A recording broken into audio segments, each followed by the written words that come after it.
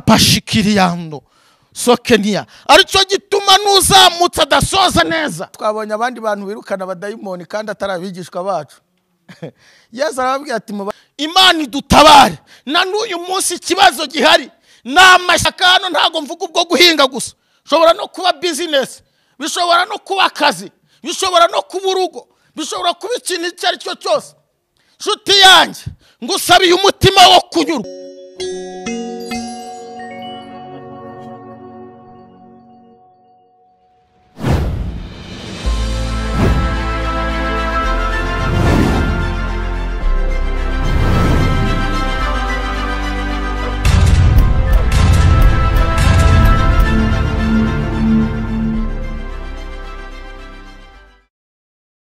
Yesu ashimwe bakunzi b'umusaraba, turabasuhuje aho muherereye hose ku isi.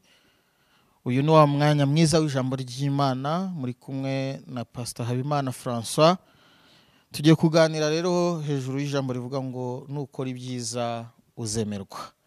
Nta handi haturuka kwemerwa uretse mu gukora ibyiza. Ntago ari uko wabirwanira cyangwa ngo ujye wirirwa ubwira abantu ngo nyaboneka nimunyemere. Oya, ahubwo nukora ibyiza uzemerwa. Reka dutangire dusoma igitabo cy'Itangiriro ibice 4 duhereye ku murongo wa mbere. Ni inkuru za Kayini ndetse na Abeli. Turaza wenda kugarukiriza ku murongo wa 15. Reka dusome twihuse. Ibyerekeye Kayini na Abeli. Kandi uwo mugabo atwika Eva umugore we inda, abyara Kayini, aravuga ati mpeshejwe umuhungu n'Uwiteka. Arongera abyara Abeli murumuna wa Kayini. Abeli aba umwungeri w'intama, Kayini aba umuhinzi. Bukeye Kayini azana ituro ku mbuto z'ubutaka ngo ariture Uwiteka. N'Abeli azana ku buriza bw'umukumbi we no ku rugimbu rwawo. Uwiteka yita kuri Abeli no ku ituro rye, maze ntiyita kuri Kayini n'ituro rye. Kayini ararakara cyane, agaragaza umubabaro. Uwiteka abaza Kayini ati niki kikurakaje kandi niki gitumye ugaragaza umubabaro? Nukora ibyiza ntuzemerwa, ariko nudakora ibyiza ibyaha byitugira ku rugi, kandi ni wowe byifuza, ariko ukwiye kubitegeka. Kayini abibwira Abeli murumuna we, kandi bari mu gasozi. Kayini ahagurukira Abeli murumuna we aramwica. Uwiteka abaza Kayini ati Abeli murumuna wawe ari he? Aramusubiza ati ndabizi se, ndi umurinzi wa murumuna wanjye. Aramubaza ati icyo wakoze icyo ni iki? Ijwi ry'amaraso ya murumuna wawe rirantakira ku butaka. Noneho uri ikivume, ubutaka bwanga bwasamuye akanwa kabwo kwakira amaraso ya murumuna wawe. Ukuboko kwawe kwavushije. Nuhinga ubutaka uhereye none ntibuzakwerera, umwero wabwo uzaba igicamuke n'inzererezi mw'isi, uzaba igicamuke ndetse n'inzererezi mw'isi. Kayini abwira Uwiteka ati igihano mpannye kiruta icyo nakwihanganira. Dore nyirukanye uyu munsi ku butaka, no mu maso hawe nzahahishwa. Nzaba igicamuke n'inzererezi mw'isi, kandi uzambona wese azanyica. Uwiteka abwira Kayini ati nicyo gituma uwica Kayini azabihorerwa 7. Kandi Uwiteka ashyira kuri Kayini ikimenyetso kugira ngo hatagira umubona akamwica. Mana idufashe. Dusomye amagambo asa nkaho ari menshi, ariko tutari buvugeho ibintu byinshi cyane. Ni inkuru musanzwe muzi y'uwitwa Kayini ndetse n'uwitwa Abeli, babyarwa nyine na Adamu na Eva, nk'uko Bibiliya yabitubwiye ngo twika inda Eva, abyanza kubyara Kayini, nyuma akurikizaho uwitwa Abeli. Haza kubaho ikibazo rero cy'uko bose bagiye gutamba ibitambo, ariko igitambo cy'umwe kikemerwa, ariko igitambo cy'uwundi nacyo nticyemerwa. Igitambo cyemewe ni igitambo cya Abeli, igitambo cya Kayini nticyemerwa. Ndagira ngo mbabwire ngo ibitambo byose dutura ntabwo ariko bigera ku Mana, ahubwo biterwa n'umutima tubitambanye. Inshuti yanjye, igikomeye si igitambo, ahubwo igikomeye ni umutima utambanye igitambo. Si uko Kayini nawe atatamze igitambo, wenda byanashoboka ko yaba yaranatamze byinshi, ariko umutima yabitambanye ntago wemewe imbere y'Imana. Uwitwa Abeli nawe atanga ibitambo, ariko kubera umutima Imana ishima, Imana yashakaga, igitambo cye kirazamuka kiba umubavu uwumura ku Mana, nuko Imana imuha umugisha, Imana ishima. Haza kuvuka ikibazo rero cyitwa ishyari. Abeli agira ishyari ry'uko Kayini agira ishyari ry'uko igitambo cya Abeli cyemewe, maze icye nticyagira gute, nticyemerwa. Ngo aramurakarira cyane, amugirira umujinya, ndetse atangira gutekereza uburyo yamugirira nabi. Bibiliya ivuga ngo iki? Ngo Imana iramusanga iramubwira ngo ubaye iki Kayini?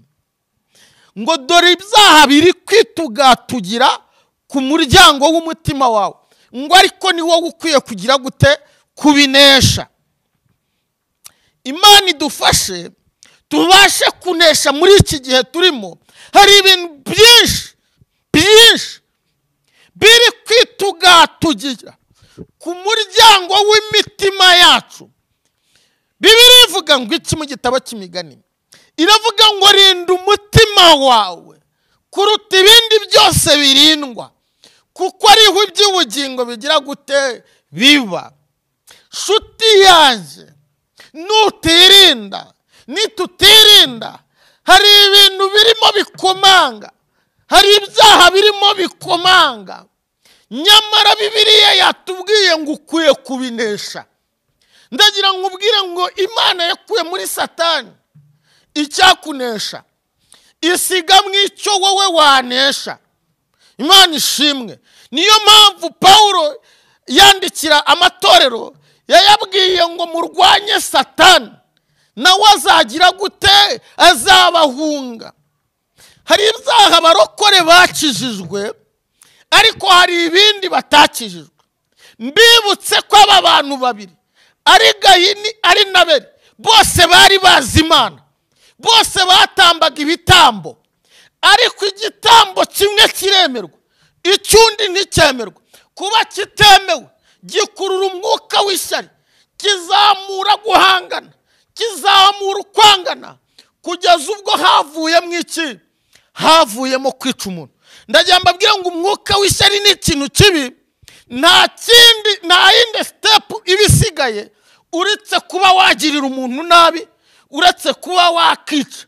Nimba uri umunyeshyari, ndagira nkubwira ngo uri umwicanyi, kuko mbere yuko Kayini yica Abeli yabanje kugira ishyari rya muvandimwe bavukana.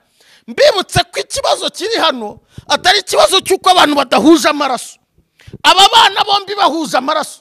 Abantu birirwa bavuga ngo ikibazo ngo nabaturuka aha, ngo nabava aha ngaha, ngo nabavuka kwa runaka, ibintu by'amoko n'ibindi. Ntabwo aho ariho hari ikibazo. Ikibazo ni mu mitima yacu, ni ikibazo cy'amashyari, ni ikibazo abantu buri wese yumva yakikururira. Nicyo cyatumye Pawulo avuga ngo buri muntu wese aharanire gushyira mugenzi we hehe imbere. Ibi byose birirwa bavuga ngo mu Rwanda habaye ibi n'ibi. Ndababwiza ukuri, ikibazo cya mbere cyari kiri abantu bibwiraga ko bamwe bapfuye abandi basigara bameze neza. Imana idutabare. Na n'uyu munsi ikibazo gihari ni amashyari, ni amashyari. Aya mashyari niyo akurura inzangano, aya mashyari niyo akurura gusebanya, aya mashyari niyo akurura kwicana. Imana idutabare. Niyo mpamvu umuntu Imana ikunda imuha ibintu bibiri. Ikintu cya mbere imuha ni umutima wo kunyurwa mu gihe agitegereje ko Imana imuha ibye. Erega nshuti yanjye, kuba Imana yahereye kuri uriya si uko nawe itazakugirira neza. Imana yabwiye Kayini iramubwira ngo erega nawe nukora ibyiza uzemerwa. Niyo atari kwica Abeli, ahubwo akagenda agakosora amakosa yakoze muri uku gutamba ibitambo, nawe igitambo cye cyari kugeraho kikemerwa. Haleluya. abantu batekereza yuko bazemerwa kuko begejeje abandi, kuko bisha abandi, kuko babasebeje, ndababwiza ukuri ko nta kindi bazabikuramo uretse umuvumo. Imana idutabare. Nshuti zanjye, ushobora gukizwa gusambana, ugakizwa n'ibindi twita ibyaha biremereye, ariko ugasigarana ikibazo cy'ishyari. Imana yakureba ikabona uri umwicanyi. Imana idutabare. Imana idukura mu ishyari, Imana idukura mu insangano, Imana idukuramo guhangana. Yo presidency agreement. Sinzi impamvu Imana yamaye ijambo. Byashoboka ko muri wowe habaga mu ishyari, byashoboka se cyangwa ko warigiriwe. Haleluya. Imana idutabare. Ariko reka mbabwire, Imana ishimwe, Imana ishimwe. Nukora ibyiza uzagira gute? Uzemerwa. Hari abantu bibaza ngo nakora iki kugira ngo nemerwe. Haranira gukora ibyiza kandi ntubikora umunsi umwe. Hari umuhanga w'umufilozofe yavuze ngo kuba umuhanga ntabwo ari ugukora ikintu rimwe gusa ngo bigaragaze ubuhanga bwawe cyangwa se ubunyangamugayo bwawe. Ubunyangamugayo ni igikorwa ngarukirana, ubwenge ni igikorwa ngarukirana. Ntabwo ari ikiza ukoze umunsi umwe, ahubwo ni ikiza uhora ukora. Ndagira nkubwira ngo ukurikiye Denise Bihiga TV, nukora ibyiza uzemerwa. Haleluya. Nubwo watangira abantu batakwemera, nubwo watangira abantu baguca intege, ariko uko ugenda ukora ibyiza, haleluya, uko ugenda wera imbuto, uko ugenda ugerageza kubana n'abantu amahoro nimba bishoboka, nukuri uzemerwa. Haleluya.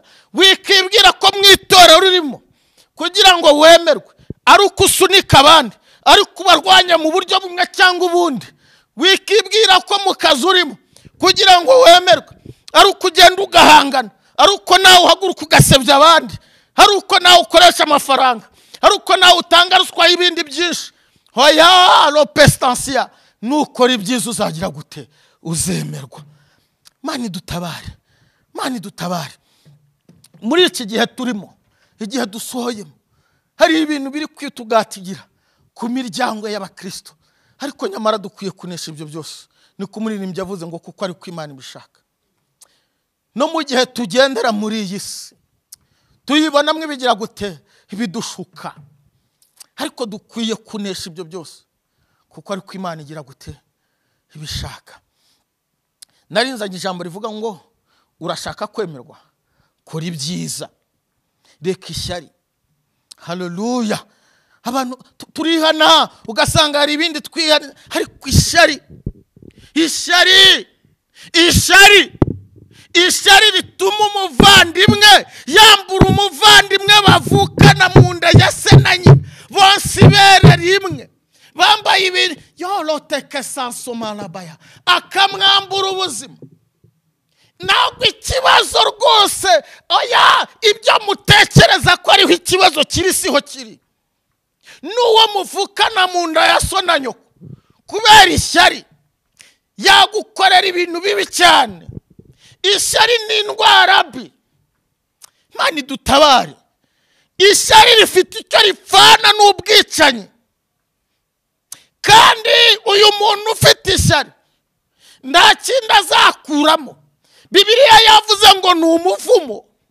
Icyambere ngo wo kuba igicamuke, icya kabiri w'uruzerero. Bibiliya yavuze ngo iki? Ngo Gahini ashyirwaho ikimenyetso kugira ngo uwo muntu atazanicwa vuba, ngo ahubwo abanza bakabarore aburuzerero, ngo ubutaka bumwangire. Nshuti yanjye, hari n'igihe ukora ibintu ukabona byaranze, nyamara ushobora kuba muri wowe hari umuvumo ukuriho, kandi kugira ngo ukuveho nuko wihanira ishyari. Kuko biya yatubwiye ngo Imana yaramubwiye ngo wowe ubutaka buzakwangira, ntacyo uzabuhingamo ngo cyemere.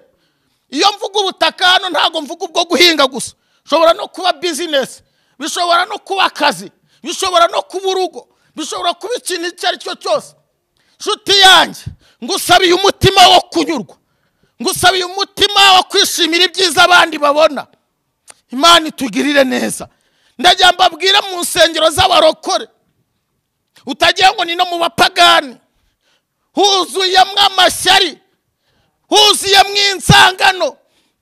Uraza wambaye igitenge muri Afurika, wenda reka mbivuge, hati kuko yambaye igitenge kiruta icyawe, bavuga ati mbega umugore wambaye neza, ati hayaya turiya sabikura Yesu mu gusambana. Babona umugabo uje atwaye imodoka nziza, haturiya se kwa gikuzimu, ati mwagize ngo harahanda bikura. Shuti yanjye, ishyari ribyara gusabanya, ishyari ribyara ubwicanyi, ishyari ribyara ibintu byinshi. Umuntu akagutelefona akakubaza ati amakuru ki ya Faranswa, ati ni umukozi w'Imana arahanura, hatari ko afite akadefu. Burya yo wongeye waka kajambo uba wabyishe kuko muri style indirect, iyo utangije ikintu kiri positive ugakurikizaho negative kiba gisenye. Ijambo rivuga ngo risenya ibyabibanje. Iyo conjunction isenya ibyabanje. Nimba umuntu umuvuze neza, nimba uvuze uti nta mbabazi, ni umukozi w'Imana, wijya kongeraho ngo ariko oya ni umukozi w'Imana, pointre ibindi nibikureba. Nimba umwemera nk'umukozi w'Imana, mwemere n'ibyo byose. Niba avuga ngo mama Debora ni umukozi w'Imana, byemera uko. Niba avuga ngo cameraman wacu azi gukamera, wikongera ngo ariko iyo ariko isenya ibyo wavuze mbere. Imana idutabare. Hano hanze dufite abantu basta nkaho batuvuga neza, ariko bakongeramo ijambo ryitwa ngo ariko, babiterwa na wa muzi w'ishyari utaracika muri bo. Haleluya.